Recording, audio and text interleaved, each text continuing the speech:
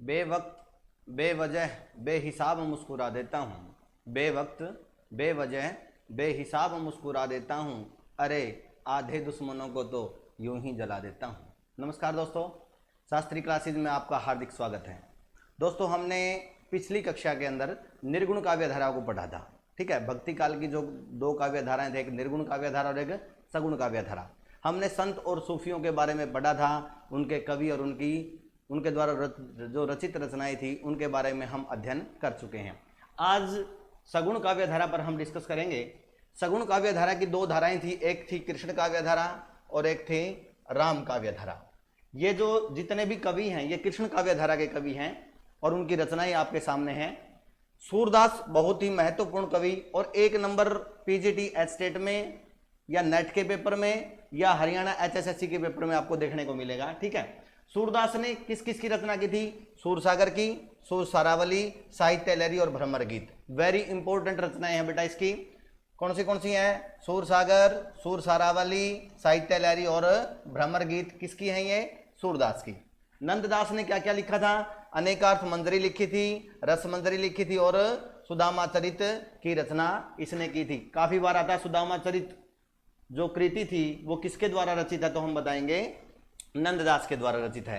भंवर गीत और भ्रमर गीत में फर्क है। भ्रमर गीत लिखा था सूरदास ने और भंवर गीत लिखा था नंददास ने। गोवर्धन लीला भी नंददास ने और दशम स्कंद भागवत भी नंददास द्वारा रचित रचना है दोस्तों। ठीक है, दोबारा पढ़ता हूं। अनेकार्थ मंजरी, रस मंजरी, सुदामा चरित, भंवर गीत, गोवर्धन लीला, दशम स्कंद भागवत, ये नंददास द्वारा रचित रचनाएं हैं।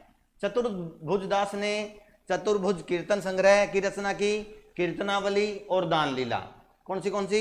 चतुर्भुज। देखो, इससे तो चतुर्भुज दास से चतुर्भुज कीर्तन संग्रह तो वैसे याद हो जाएगा। ठीक है, कीर्तनावली और दान लीला चतुर्भुज दास द्वारा रचित रचनाएं हैं। कुंभन दास के जो पद हैं वो 186 पद हैं। कहां पर संकलित है? ये पद संग्रह में संकलित है। 186 पद हैं भाई कुंभन दास के। ठीक है, मीराबाई के स्फुट पद हैं, सबको पता है। रसखान, सुजान रसखान से इसकी कृति है। एक इसी तरह का क्वेश्चन आता है, अष्ट छाप के कवि कौन कौन से हैं? बहुत ही महत्वपूर्ण क्वेश्चन है ये। निम्न में से अष्ट छाप का कवि नहीं है या निम्न में से अष्ट छाप के कवि, अष्ट का मतलब 8 कवि हुए हैं जिसमें 6 तो दास थे।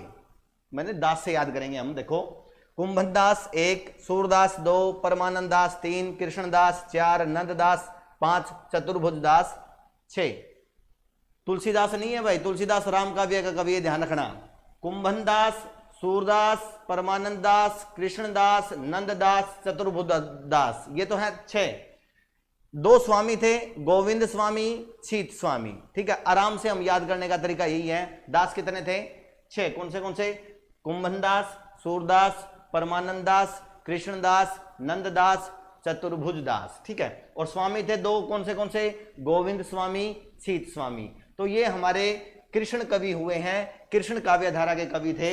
ठीक है, जो महत्वपूर्ण कवि थे वो 6 कवि हैं, सूरदास, नंददास, चतुर्भुज दास, कुंभन दास, मीराबाई और रसखान। और इनके सामने इनकी रचनाएं थी। एक क्वेश्चन आपको पक्का मिलेगा। ठीक है, अब पढ़ते हैं राम काव्य धारा। ठीक है, राम काव्य धारा में के जो जितने भी कवि हुए हैं उन्होंने राम को ही परमपिता परमात्मा माना है। ठीक है, राम के ही आदर्शों पे वो चले हैं। ठीक है, तुलसीदास का नाम इसमें महत्वपूर्ण है भाई। ठीक है, पहला ही नाम तुलसीदास का है। तो सूरदास कृष्ण कवि हुए हैं और तुलसीदास राम काव्य धारा के कवि हैं भाई। क्या क्या रचना की थी इन्होंने? रामचरितमानस, वेरी वेरी इंपॉर्टेंट है भाई। रामचरितमानस की रचना किसने की थी? तुलसीदास ने। विनय पत्रिका, कवितावली, दोहावली, गीतावली, याद करने का दिखाओ। रामचरितमानस का तो सभी को पता है। ठीक है, विनय पत्रिका हमने पढ़ी है 10th में। उसके बाद कवितावली, दोहावली, गीतावली। ठीक है, रामलला नच्छू, पार्वती मंगल, जानकी मंगल। अब मंगल नाम से 2 हो गई, पार्वती मंगल, जानकी मंगल। बरवै रामायण, वैराग्य संदीपनी भाई। ठीक है, कवितावली, दोहावली, गीतावली। ठीक है, रामचरितमानस सबको पता है, विनय पत्रिका हमने पढ़ी है। उसके बाद रामलला नच्छू, पार्वती मंगल, जानकी मंगल, बरवै रामायण, वैराग्य संदीपनी, ये जितनी भी रचनाएं थी ये किसके द्वारा रचित थी? तुलसीदास के द्वारा। ठीक है, रामानंद। अब रामानंद से एक तो रामार्थी याद हो जाएगा, एक राम रक्षा याद हो जाएगा, 2 तो याद हो जाएंगी। यहां राम ही शब्द है, राम प्लस आनंद से बना दीर्घ संधि है। रामानंद से रामारती, राम रक्षा। 2 याद कर लो, योग चिंतामणि, आनंद भाष्य। ठीक है, 4 रचनाएं इसकी महत्वपूर्ण रचनाएं थी भाई। ठीक है, ये हो गया रामानंद। अगरदास से अगर अली, एक तो ये याद हो गया, अगर से अगर अली। ठीक है, उसके बाद अष्टयाम, ध्यान मंजरी, हितोपदेश, ये अगरदास के द्वारा रचित रचनाएं थी। ठीक है, प्राणचंद चौहान ने रामायण महानाटक की रचना की थी भाई। प्राणचंद चौहान द्वारा जो रचित रचना थी वो क्या थी? रामायण महानाटक। ठीक है, माधवदास, राम रासो अध्यात्म रामायण भाई, राम रासो अध्यात्म रामायण। ठीक है, ये किसके द्वारा रचित थी? माधव दास के द्वारा। ठीक है, हृदय राम ने क्या किसकी रचना की? हनुमान नाटक, हृदय राम हनुमान नाटक।